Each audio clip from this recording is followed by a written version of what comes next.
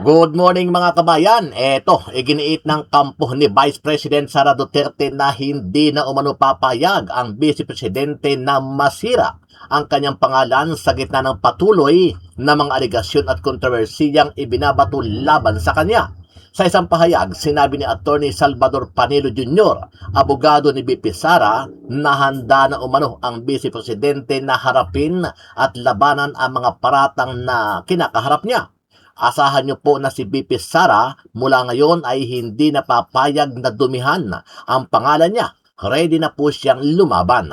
Ang pahayag ni Panelo ay lumabas habang patuloy ang mga diskusyon at aligasyon laban sa Vice Presidente. Kabilang ang mga kontrobersiya kaugnay ng paggamit umano ng confidential funds at iba pang usaping naging bahagi ng mga pagdinig sa Kongreso at pampublikong debate.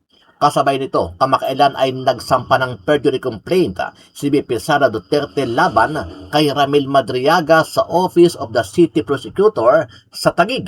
Ang hakbang ay kaugnay na mga sinumpaang pahayag o affidavit ni Madriaga na naglalaman umano na mga aligasyon laban sa Vice Presidente.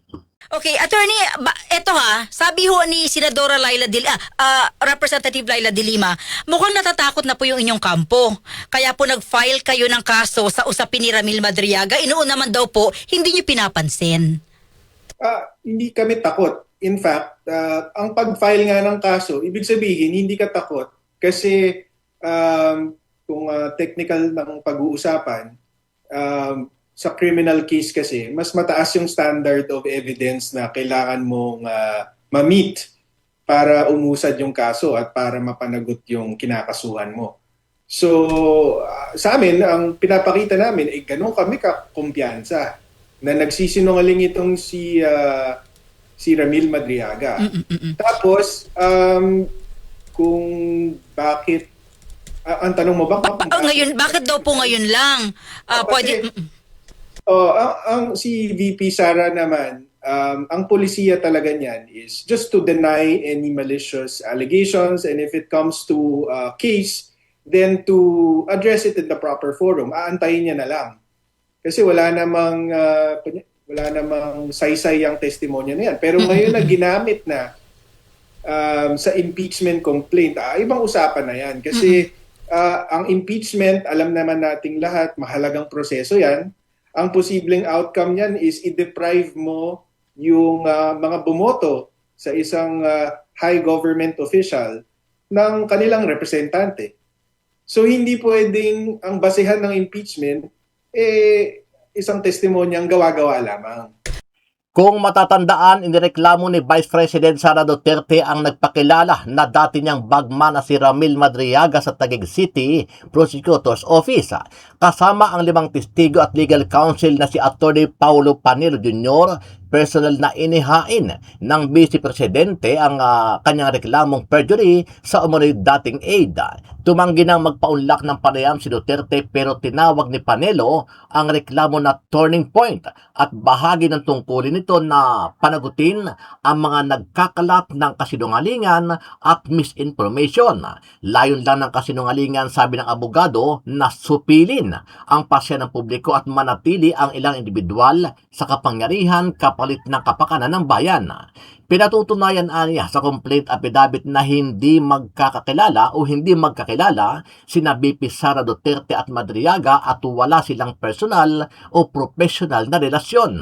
Idiniin ni Panelo na imposible ang mga paratang ni Madriaga lalo't walang katotohanan ang posisyon niya sa Presidential Security Group at Vice Presidential Security and Protection Group. Kumpiyansa ang kampo ni Duterte na makakahanap ang prosecutors ng probable cause sa reklamo na mauuwi sa konviksyon. Matatanda ang sinabi ni Madriaga na personal umano siyang nag-deliver ng malaking halaga ng pera sa ilang individual matapos iutos ng pangalawang pangulo na nooy education secretary pa. Inakusahan din niya si Duterte na tumanggap ng 2022 campaign funds mula sa mga drug lord at Philippine offshore gaming operators. Sinabi din ng kampo ni Madriaga na 2 beses siyang binisita ng Vice Presidente sa BGMP facility dyan po sa Camp Bagong Diwa sa Taguig City para pigilin ang kanyang mga eksposeya. Today marks a turning point as she has embraced her responsibility to continue the tapang and malasakit in Philippine government. She has also accepted her duty to hold accountable those who spread lies and misinformation, to curb the will of the electorate, and to propagate themselves in power at the people's expense. So gaya nga ng sabi niya, hindi pwedeng walang managot.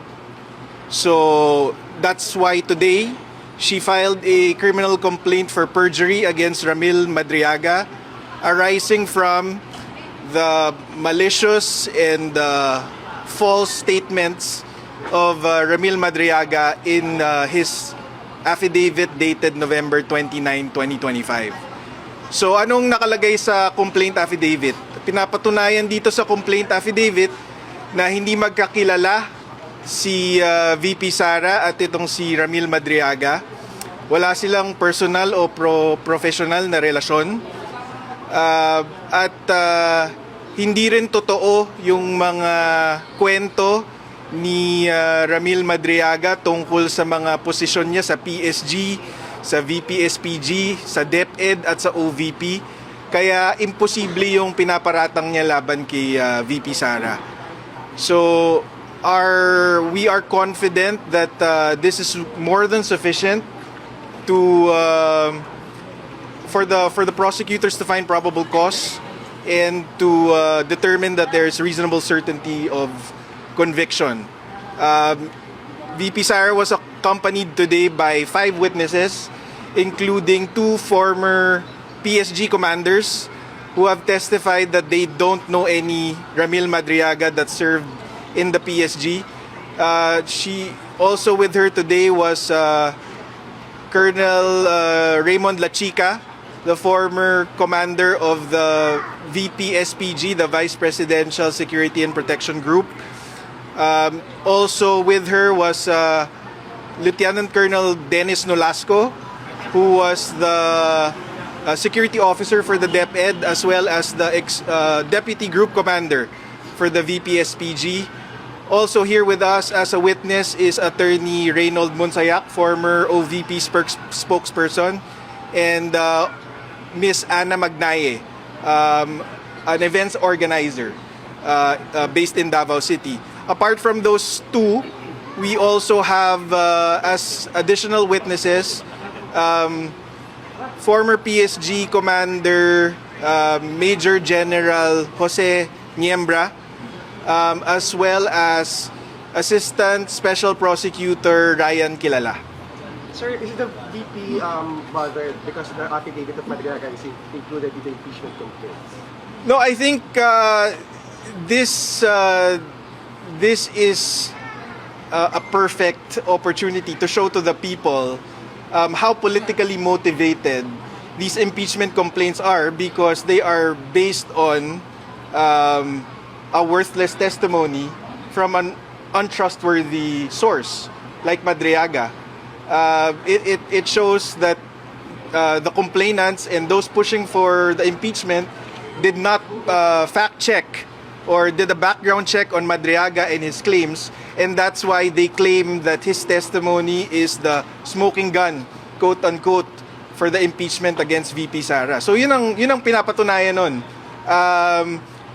At masaya kami na maipapakita na namin finally sa tao na kung gaano ka politically motivated itong mga impeachment complaint na ito. Ma'am Sara G. Duterte, kayo po ang nagsampa ng kaso laban kay Ramil L. Madriaga sa opisina ng Tagausin ng Taguig. Bakit din po firmahan ang inyong complaint affidavit, nabasa at naintindihan lahat na nakasulat dito. Hindi po kayo pinilit, pinayara, tinakot para gawin po. Alam niyo po na kung may mga kasinungalingan nakasaad sa inyong complaint affidavit, alam niyo po maaari po kayong sampahan ng kasong perjury o pagsisinungaling. Okay na po.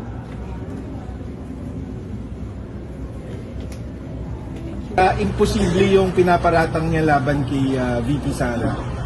So we are confident that this is more than sufficient to for the prosecutors to find probable cause and to determine that there is reasonable certainty of conviction. No, I think this is a perfect opportunity to show to the people how politically motivated these impeachment complaints are, because they are based on a worthless testimony from an untrustworthy source like Madriaga. It shows that the complainants and those pushing for the impeachment did not fact check or did a background check on Madriaga and his claims, and that's why they claim that his testimony is the smoking gun, quote unquote, for the impeachment against VP Sara. So yun ang pinapatunayan nun. At masaya kami na maipapakita na namin finally sa tao na kung gaano ka politically motivated itong mga impeachment complaint na ito.